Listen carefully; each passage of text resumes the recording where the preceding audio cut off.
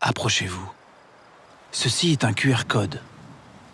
Prenez-le en photo avec votre téléphone portable et décodez-le à l'aide de logiciels gratuits. Chaque code renvoie vers les sites internet mentionnés dans l'émission qui va suivre. Alors, gardez votre téléphone à portée de main.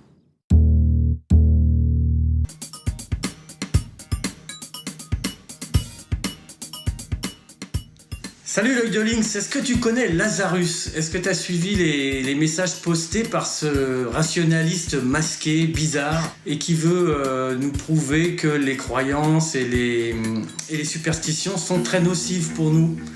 Avec toute une mise en scène à la Fantomas, avec Beethoven, avec plutôt pas mal de moyens pour nous convaincre que la religion nous apprend des choses idiotes, que l'homéopathie c'est une croyance, que la démocratie n'est pas aussi démocratique qu'on veut bien le croire. Il fait à peu près un message par semaine ou tous les 15 jours. Donc c'est très mystérieux, c'est très étrange et en même temps très efficace. De tout temps, l'obscurantisme a voulu dominer le monde. Dogme, religion, manipulation, argent, pouvoir. Il est temps pour nous de lutter contre nos propres croyances. Mon nom est Lazarus et je fais vœu de marcher vers la lumière. C'est ici que je partagerai avec vous mes interrogations. Libre à vous d'en faire bon usage et de les multiplier. Que le doute nous libère et que la raison nous serve de guide.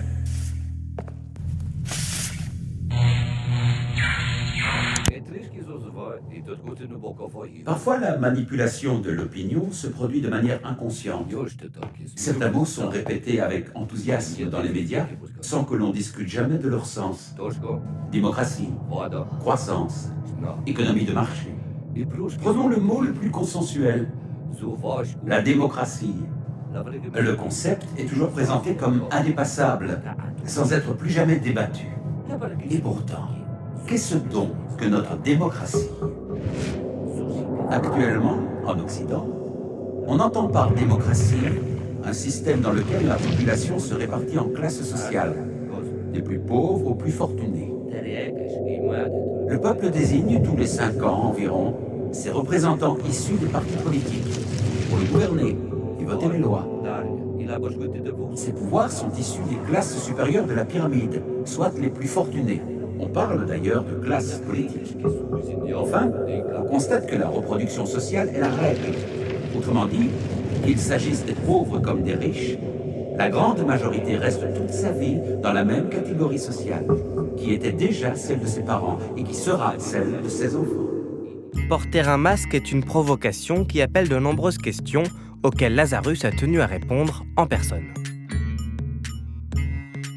L'ambition de mon expérience transmédia Mirage est de proposer une méthode à chacun pour remettre en question ses certitudes, car nous avons tous des certitudes, nous avons tous des croyances, et moi le premier. Si le présentateur du journal télévisé portait un masque comme le mien, et un nom aussi bizarre que le mien, est-ce que vous pourriez croire ce qu'il vous raconte? Bien sûr que non. Vous vous diriez, mais qui est ce personnage qui m'annonce des nouvelles?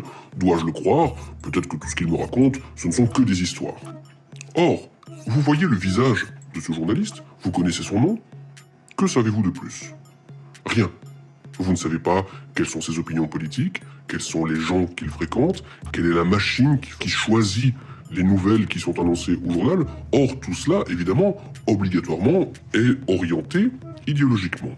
Mon anonymat est la métaphore de ce questionnement.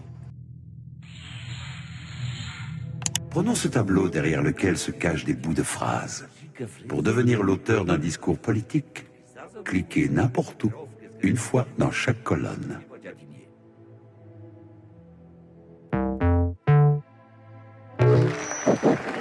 Je reste fondamentalement persuadé que l'acuité des problèmes de la vie quotidienne conforte mon désir incontestable d'aller dans le sens d'une valorisation sans concession de nos caractères spécifiques.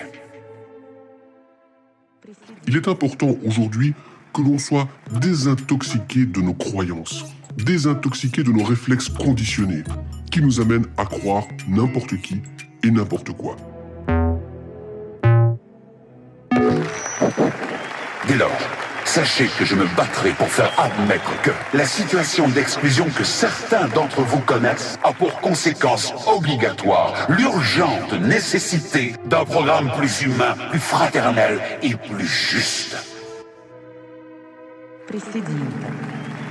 Entre le vrai et le faux, Lazarus se consacre au décryptage des idées reçues et à l'info citoyenne dans un style Anonymous.